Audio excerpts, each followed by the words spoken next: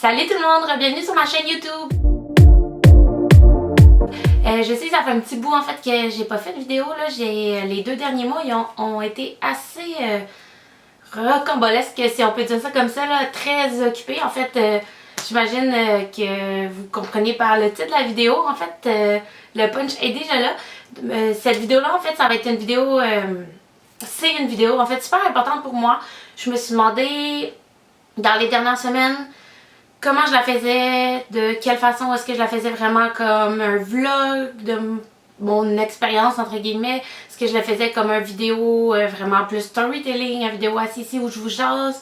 J'avais comme plein d'idées. Tout ce que je savais c'était que je voulais vraiment vous en parler parce que je me suis dit, c'est en fait une raison numéro 1, c'est quelque chose de très important pour moi. Une grosse étape de ma vie, et raison numéro 2, en fait, je me suis dit que peut-être beaucoup de personnes passaient par ce que j'ai vécu, puis auraient peut-être besoin de savoir un peu comment ça s'est passé pour moi, puis qu'est-ce qui a fait en sorte que j'ai vraiment décidé, en fait, de passer à l'acte, en fait, on va le dire, là, quitter mon travail. De toute façon, c'est pas un punch, c'est écrit dans le titre. Donc, je voulais, en fait, vous faire un peu un petit wrap-up de toute cette histoire-là, comment ça s'est passé. Donc, en fait, pour comprendre comment je suis arrivée à ce raisonnement-là, en fait, que je voulais quitter mon emploi du haut de mes 26 ans, maintenant 27 ans depuis quelques temps, c'est bien simple. En fait, ça part de très très loin. En fait, j'ai toujours été quelqu'un de super créatif, qui aimait créer des nouvelles choses, qui aimait apprendre. Aussi, j'ai toujours été très autodidacte, à vouloir tout apprendre moi-même. J'ai jamais été super bonne à comme écouter un prof dans une classe ou comme devoir suivre des instructions. J'ai toujours voulu faire les choses à ma façon. Puis le petit côté de vouloir créer les choses aussi, ça part de loin. En fait, petite anecdote en fait, que même ma mère m'a ressorti il y a pas longtemps, puis elle m'a dit, j'ai toujours su que un jour tu te lancerais en affaires. C'est que très jeune en fait, à l'âge de 7-8 ans, en fait au primaire, un matin, mes parents reçoivent un appel de l'école primaire. Ils disent, il faudrait que vous veniez chercher Alexandra, on a eu un petit problème avec elle aujourd'hui. Puis là, mes parents, ils comprenaient pas, ils étaient comme, quel genre de problème? Ils disaient, ouais, on l'a pris à taxer des enfants. Mais en fait, pour tout le monde ici qui n'était pas au courant, moi, à 8 ans, j'avais l'air d'être en maternelle. Genre, j'avais pas eu ma poussée de cransous encore. Fait que mes parents trouvaient ça un peu bizarre que, tu sais, je faisais genre 4 pommes là, de haut. Je pouvais taxer des enfants. Puis en plus, tu sais, c'était vraiment pas mon genre. J'étais pas un enfant méchant, pas du tout. Fait ils sont quand même à l'école, ils comprenaient pas. Puis là, il arrive à l'école, puis là, le directeur parle un peu de la situation, qui est dans le fond, je me suis fait prendre avec comme tous les desserts, toutes les collations de tout le monde. Puis là, mes parents comprenaient comme pas du tout. Fait que là, mon père, là, ils m'ont demandé, tu sais, comme Alex, qu'est-ce qui s'est passé? Tu sais, comme raconte-nous l'histoire. Mes parents ont toujours été comme super compréhensifs puis à l'écoute. Fait que là, ils étaient juste comme raconte-nous, Alex, ta version des faits. Puis dans le fond, je leur ai expliqué que j'avais aucunement taxé les enfants, que c'était ma business.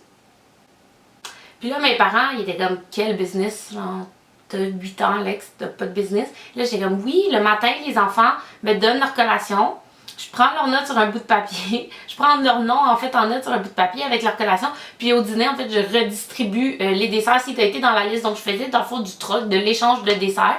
Puis, moi, c'était comme ma business. Mais je dis business parce que je me prenais pas de code puis je faisais pas d'argent. Mais moi, c'était mon petit côté entrepreneuriat qui ressortait là-dedans. En fait, je me disais, il y a plein d'enfants qui sont pas contents de leur collation, qui voudraient faire des échanges. Fait que là, je vais organiser ce petit trade-là officiel.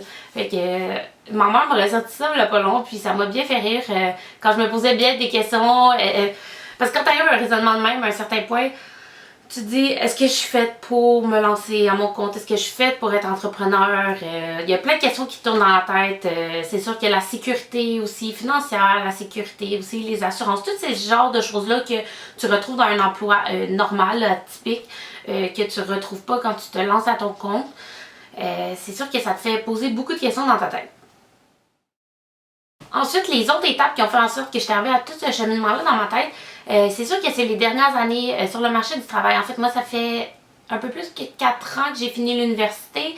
Donc, j'ai eu le temps d'avoir 3 emplois différents. 3 emplois très différents aussi où j'ai appris énormément, en fait. Puis, je suis vraiment reconnaissante des 3 endroits où j'ai travaillé. C'est, comme je disais, ces 3 endroits tellement différents qui m'ont fait vivre plein de choses. J'ai appris énormément, en fait, dans tout ça.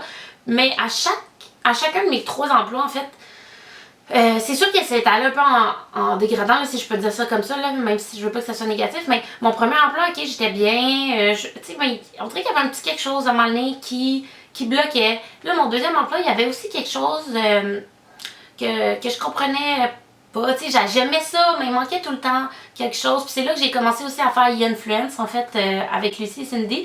Pour ceux qui savent pas vraiment c'est quoi, en fait, c'est il y a un an, Lucie Réaume et Cindy Cournoyer et moi, on a lancé e-influence, qui est un événement en fait pour les professionnels, les influenceurs, créateurs de contenu, agences, tout le monde qui travaille dans le domaine du marketing d'influence. Donc, on voulait que ça soit un événement de conférence, atelier, réseautage pour que les gens qui travaillent dans ce domaine-là aient un moment pour échanger, créer des partenariats, apprendre davantage aussi, comme c'est pas une spécialisation du marketing qui est assez récente au Québec. Donc, on voulait vraiment créer un groupe là, de personnes là, qui pouvaient échanger là-dedans. Donc, c'est sûr qu'au courant de ce projet-là, puis j'étais dans mon deuxième emploi, j'ai vraiment évolué, j'ai appris, puis ça m'a rappelé, ça m'a ramené en fait à ma passion là, qui était l'événementiel, puis que je voulais vraiment faire ça de ma vie. Puis ça m'a réveillé en moi une fibre entrepreneuriale que j'ai su que j'avais il y a longtemps, mais que veux pas avec le cours de la vie à un moment donné, il y a des choses comme ça que tu tasses. Ça m'a vraiment ramené quelque chose, puis j'étais sûre en fait que c'était ma passion pour le marketing d'influence qui ressortait là-dedans. Donc je suis allée travailler dans une agence de marketing d'influence quelques mois. J'ai vraiment aimé mon expérience, j'ai appris énormément. Puis au cours de que les mois avançaient dans cette agence-là, puis que e-influence prenait de l'ampleur, la petite idée dans ma tête, la petite voix qui me disait t'aimes ça, c'est le fun, mais il manque quelque chose. Puis je revenais toujours à cette idée-là. Puis tu sais, l'espèce de sentiment que tu te réveilles le matin puis tu te dis il manque quelque chose à ma vie. Puis même si tellement de choses vont bien parce que, tu sais, j'aimais mon travail, j'ai une super bonne famille, j'ai un chum que j'adore, j'ai plein d'amis, j'ai un bel appartement. Honnêtement, tout allait bien, mais il y avait quand même quelque chose qui roulait dans ma tête puis qui me faisait dire comme, il y a quelque chose qui va pas dans ta vie, puis je savais pas c'était quoi, puis à un certain point, j'en venais quasiment malheureuse, genre, c'est plate à dire, mais... Puis c'est pas la faute de l'endroit où je travaillais, c'était vraiment moi intérieurement, j'arrivais pas... à être 100% heureuse, même si j'aimais mes tâches. Puis, j'ai commencé à me poser de plus en plus de questions sur est-ce que je devrais changer d'emploi? Puis là, je me disais, qu'est-ce que les gens vont encore penser de moi si je change encore d'emploi? J'avais l'impression que je savais pas trop où je m'en allais au niveau de ma carrière comparé à certains de mes amis. Puis là, je me disais, ah, ça fait juste quelques mois que je suis à cet emploi-là. Si je change encore de job, est-ce que ça va... T'sais, ça va paraître comment, c'est pas bon pour mon CV. Puis là, je me posais vraiment trop de questions.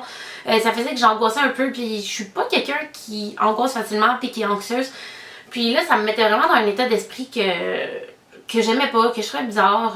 Puis là, à un moment donné, t'arrives vraiment, comme je disais, à un bout que t'as l'impression que t'es pas heureux dans ta vie. Même si 95%, ben peut-être pas 95%, mais parce que la job, c'est quand même très important. Mais même si un énorme pourcentage de ma vie allait super bien, j'avais l'impression que comme plus rien n'allait parce que je me réalisais pas professionnellement autant que je le voulais.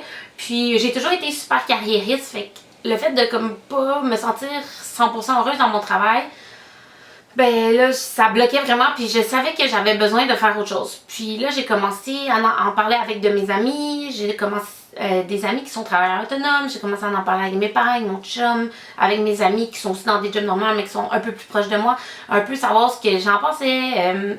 Puis étrangement, j'avais un peu peur de la réaction de mes parents, peut-être parce qu'ils sont très... j'ai toujours été moi une personne super impulsive, comme un peu le petit mouton noir dans la famille, puis mes parents et mon frère sont très analytiques, ils vont tout analyser la situation, puis après prendre une décision. Tandis que moi, ça a toujours été, je fais la décision, puis après j'analyserai si c'est bon. Fait que j'étais un peu stressée de leur en parler, parce qu'eux, ils ont très bien réussi dans la vie aussi, puis là, je me disais, comment ils vont prendre ça, le fait que je dis, maman, papa, je pense à lâcher mon emploi. Mais là, ok, tu sais, pourquoi t'as un autre emploi? Ah, ben, je sais pas vraiment, je voudrais essayer d'être comme travailleur autonome, j'ai des projets de compagnie, puis autant comme je disais tantôt, mes parents ont toujours été super à l'écoute, puis j'étais pas tant inquiète de leur réaction, mais ils m'ont vraiment supporté là-dedans, puis c'est là que ma mère m'a rappelé la petite histoire du début, puis en fait que mes deux parents m'ont dit, on sait que t'as toujours eu cette fibre-là, puis t'as tellement de détermination que tu serais capable d'arriver à tous tes projets, fait que si c'est ça qui te rend heureuse, fonce, vas-y. Viens à la partie numéro 3 en fait de cette vidéo-là, de mon histoire. En fait, je vous parlais là, du sentiment t'es pas nécessairement à la bonne place, que t'es pas 100% heureux dans ton travail. Puis en fait, tu sais, il y a un principe qui est comme super simple dans la vie, c'est, ben selon moi en fait, puis je pense que c'est d'être tout simplement heureux, tu sais, c'est le bonheur. Si tu penses que tu t'as trouvé quelque chose qui peut te rendre heureux, peu importe ce que c'est dans la vie, que ce soit un travail, que ce soit une relation, des amis, une ville, un appartement, tu sais, peu importe ce que c'est, fonce, vas-y, essaye. Moi, je sais qu'une de mes plus grandes peurs dans la vie, c'est d'avoir des regrets. Je me suis toujours dit, d'aussi loin que je me souviens, fonce, essaye les choses. C'est moins pire de dire, ok, ça n'a pas marché, mais au moins j'ai essayé que après ça, te dire, est-ce que j'aurais dû faire ça? Qu'est-ce qui s'était passé si j'avais fait ça? Ces questions-là dans ma tête sont dans les pires questions que tu peux rester avec à l'intérieur de ta tête. Parce que ça va toujours tourner dans la tête, ça va toujours tourner à l'intérieur, puis tu vas passer ta vie à juste penser à qu'est-ce qui aurait pu se passer si je l'avais fait. Je trouve que c'est bien moins pire de dire ok, regarde, j'ai essayé, ça n'a pas marché, oh, je me suis plantée solide, quelque chose. Mais au moins tu le sais, puis tu as essayé, puis tu vas être fier d'avoir essayé. Puis c'est ça, donc j'arrivais à cette étape-là, puis tous mes questionnements, en fait, il y avait des réponses. Je me disais, ça y est, t'es rendu au stade où il faut que tu lâches ton travail. Mon chum me disait, mes amis me disaient, on sait que tu vas le faire, reste à savoir quand. Puis là, après ça, c'est sûr que le côté réaliste embarque malgré tout là-dedans, même si t'es quelqu'un de super impulsif comme moi. C'est ça, donc le côté réaliste embarque. Et là, tu te dis, bon, quand est-ce que je fais ça? Est-ce que j'attends d'avoir plus d'argent de côté? Tu sais, en ce moment, tu te dis, ah, c'est peut-être pas la meilleure période. Il y a plein de choses, tu sais, le côté financier, c'est sûr qu'il prend une grosse importance dans une décision de la sorte. Puis, mais à un moment donné, c'est sûr que, tu sais, je te dis pas de tout lâcher si t'as, comme, aucun argent dans ton compte, puis t'as pas un soutien financier à quelque part. Mais en fait, tu sais, moi je me suis dit à un moment donné, tu seras jamais prête à 100%, que ce soit mentalement, financièrement, peu importe qu'est-ce que c'est, tu seras jamais prêt à 100%. Tu sais, comme on dit souvent dans la vie, j'ai pas d'enfant, mais beaucoup de monde ont dit ça de. J'ai entendu beaucoup de monde dire ça, en fait, c'est que t'es jamais totalement prêt à être parent. Tu deviens prêt un peu comme quand ton bébé est là, donc c'est un peu la même chose, je pense, dans plein de situations dans la vie. Tu seras jamais prêt à 100% de te partir à ton compte ou quoi que ce soit, puis tous les entrepreneurs qui j'en parlais me disaient un peu la même chose. Faut juste que tu arrives à un point, tu y vas, puis tu fonces, puis à un moment donné, tu te dis, si je peux passer 40, 45 heures, 50 heures semaine pour une entreprise qui, entre guillemets, me rapporte pas, imagine si je mettais ces 50 heures-là dans ma compagnie, dans mon travail, tout qu'est-ce que ça pourrait donner. C'est ça. Donc à un moment donné, tu te dis, let's go, faut que je fonce, je vais y aller, puis adviendra que pourra, si on veut dire que ça comme ça. C'est pas autant de la chance que ça, mais la quatrième partie, si vous le voyez venir, on est rendu au fait de démissionner. Ça me stressait un petit peu parce que c'est jamais quelque chose que j'ai aimé faire, démissionner. Ben, je pense qu'il y a pas grand monde aime ça, mais je suis quelqu'un de super émotif, malgré tout, que j'ai un gros caractère. Et j'aime jamais décevoir les gens, fait que c'est sûr que quand tu démissionnes, ben tu déçois un peu les gens. Mais moi je me disais, c'est pas comme si je partais pour le compétiteur ou quelque chose du genre. Puis tu sais, mais en même temps tu te dis c'est quand même drôle de dire ah ben je démissionne, puis là tu sais ta boss te dit ok pourquoi, tu dis ben j'ai pas vraiment, j'ai pas d'autre job. Tu sais elle te dit ah tu t'en vas où, ah nulle part, ok. Mais à un moment donné c'est ça, donc j'ai raconté, ils l'ont super bien pris, ils m'ont vraiment encouragé là-dedans, dans mes projets, là, malgré qu'ils étaient tristes puis que c'est jamais le fun de perdre un employé. Là, donc, ils m'ont vraiment encouragé puis ils m'ont soutenu là-dedans malgré tout. Puis, je suis arrivée au stade que je suis officiellement travailleur autonome. En fait, je travaille à mon compte là, à partir de maintenant dans plusieurs choses. En fait, c'est sûr que je voudrais vraiment me développer en événementiel, d'où le Influence. J'ai un gros projet d'événement qui arrive avec une amie prochainement. Je ne vais pas vous en parler tout de suite parce qu'on risque de l'annoncer d'ici 1 ou 2 semaines. Je ne sais pas exactement quand cette vidéo-là je vais la sortir, mais ça risque de sortir prochainement en fait notre nouveau projet qui est un autre projet, une autre entreprise en fait que je suis super fière de créer avec une amie. J'ai hâte de vous en parler un peu plus. En fait, on va sûrement faire une vidéo pour vous en parler plus en détail. Puis, donc je voudrais faire plus de projets événements. C'est sûr que je veux rester dans le monde des coms marketing, donc les réseaux sociaux, la création de contenu, le marketing d'influence, c'est des choses qui m'intéressent. Je suis un peu en train de mettre tout ça en place avec mes projets. Il y a une Influence qui reste vraiment présent et qu'on continue de développer. On a annoncé qu'on faisait un événement à Québec aussi. On a eu les 5 à 7 dernièrement, ça a super bien marché. Donc, il y a plein de beaux projets qui arrivent pour moi. Et j'ai hâte de vous en parler davantage. Je vous promets que je vais faire plus de vidéos prochainement. Je vais faire des vidéos sur la vie d'entrepreneur, des vidéos sur le travail en général, la vie post-université, un peu comme je vous avais dit, mais vraiment documenter un peu plus le cheminement de vie de jeune entrepreneur parce que je suis convaincue que ça peut aider beaucoup de monde dans ce processus-là. Cinquième petite partie, en fait, et la dernière, en fait, ça va être super simple. Je voudrais juste encourager, en fait, tout le monde qui a une idée, un projet, qui pense, mais qui n'ose pas, puis qui voudrait vraiment le faire. Je vous dis, faites-le, foncez. C'est sûr qu'il faut penser un petit peu à ces affaires, il faut se faire un petit plan d'action, un plan d'affaires, un budget. Il y a des choses un petit peu moins de fun, entre guillemets, à faire avant de se lancer. Mais faites-le. C'est un peu étonnant à dire, mais on a juste une vie à vivre. Puis, comme je vous disais tantôt, vous voulez pas finir votre vie avec des regrets en vous disant est-ce que j'aurais dû le faire. Puis, je crois que c'est dans la vingtaine, là, en fait, à notre âge, que c'est le temps de faire des projets de même parce qu'on n'a pas nécessairement des enfants à faire vivre, on n'a pas des maisons, des gros paiements, puis on a encore beaucoup d'énergie là pour travailler fort, lancer des projets. Puis, moi, je vous dis, faites-le. C'est sûr que c'est effrayant. Je vous dirais pas que j'ai pas eu peur, que j'ai pas stressé, que je stresse pas encore en ce moment. Il y a quelques nuits, en fait, j'ai vraiment eu peur. Je me suis réveillée en sursaut, je me suis dit, est-ce que c'est la bonne chose que je fais? Mais au final, tu te dis, si c'est vraiment ce que tu veux faire, tu vas changer vite d'idée puis tu vas te dire, ah oui, je suis heureuse. Ça sera pas toujours facile, mais je sais que je vais y arriver.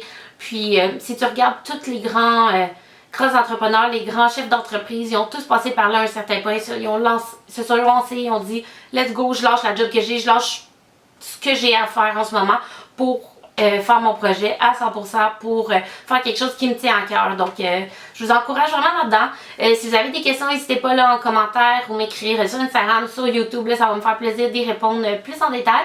Puis, merci beaucoup de m'avoir écouté dans cette vidéo-là, super importante pour moi. Merci, bye!